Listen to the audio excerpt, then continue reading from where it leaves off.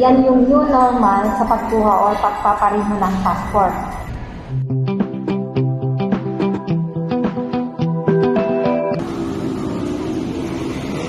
Hello ka-Infinity, it's Jacel Chin. Ito, nandito na ako ngayon sa DFA para sa pagpaparenew ng passport. December 9 ngayon and mga 12 PM. Pa-online schedule ako nung November. So, after a month, nakapakuha tayo ng schedule. Ang daming tao, ang daming pila dito sa labas. And kikita nyo naman, bago ka pumasok, meron kang fill upan na health declaration form dahil nga pandemic pa rin para sa contact tracing. And bago ka pumasok, is-check yung dokumento mo at yung schedule date kung meron kang appointment ngayon. So, ayan, papakita mo sa kanila, may nag-check.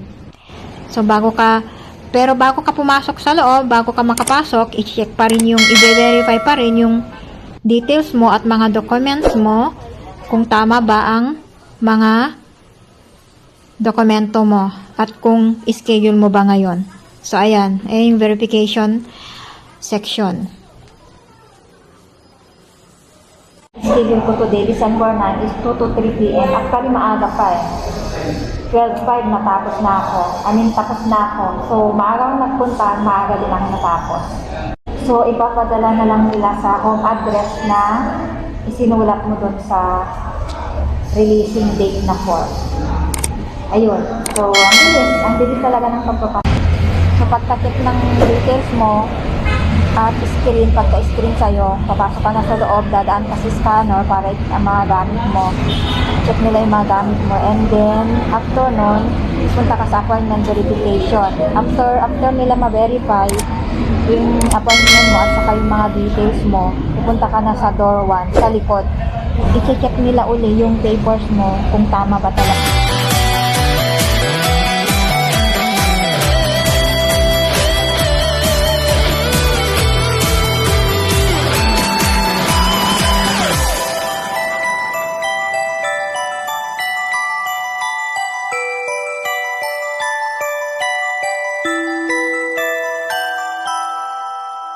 And then pag na-check na nila, pupunta ka sa second floor for capturing.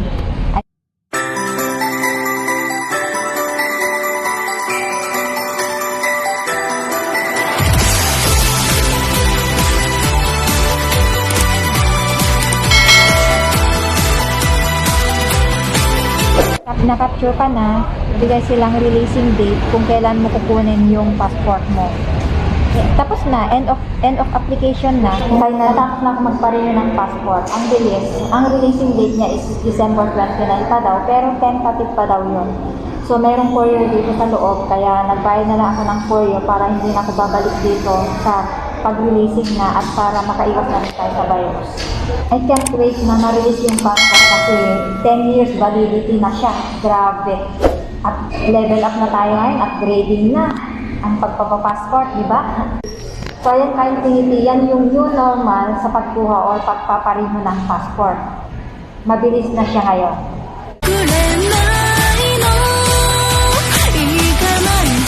Finally, na-receive ko ng aking passport kahapon through LBC and 10 years validity na siya. O, di ba? Ang saya, bonggang-bongga. Sa mga kukuha ng passport or magpaparenew ng passport, madali lang at sobrang bilis ang processing pag nasa DFA na kayo. So, kung gusto yung kumuha, punta kayo sa dfa.gov.ph sa website nila. So, pag nakapunta na kayo doon, i-click nyo yung date and time or month na gusto nyo. Pipili kayo doon. So, pag nakapili na kayo, meron silang ibibigay na reference number na ibibigay nila, isasend nila sa email mo para magbayad kayo. So, may options doon, may regular at merong expedite. So, pipili kayo doon kung anong gusto nyo. Mura lang siya. Ang regular is $9.50.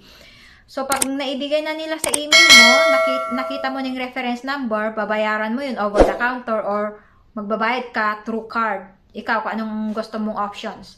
Pag nakapagbayad ka na, magbibigay ulit sila sa'yo ng sa email, may isisend sila sa'yo kung kailan yung schedule mo na mag-appear sa DFA.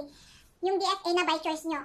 Kasi maraming branch ng DFA eh. Meron sa malapit sa MOA. So, punta kayo doon ng schedule nyo. Ang tips ko na may bibigay sa is huwag kayong malilate. Dapat kumpleto yung requirements nyo, yung mga documents na kailangan. Yung pinagbayaran nyo, and then yung passport nyo na old, or kung magre-renew kayo, and then yung schedule date, ipiprint nyo yun kasi dadalhin nyo yun sa DFA. Huwag magsusuot ng sleeper or yung mga hindi naman appropriate na mga damit. Basta yung normal lang na damit na alam nyong presentable.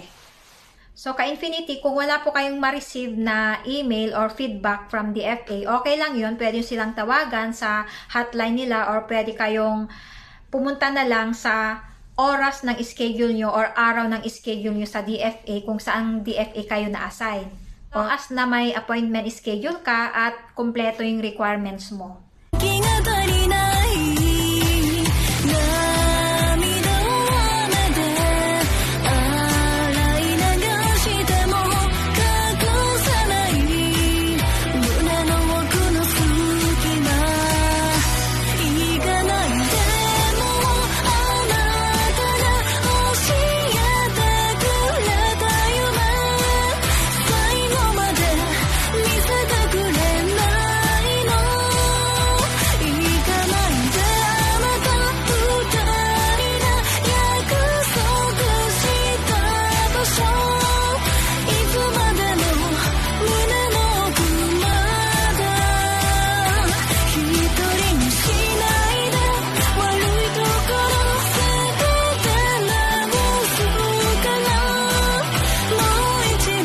Sana may natutunan kayo dito sa aking video.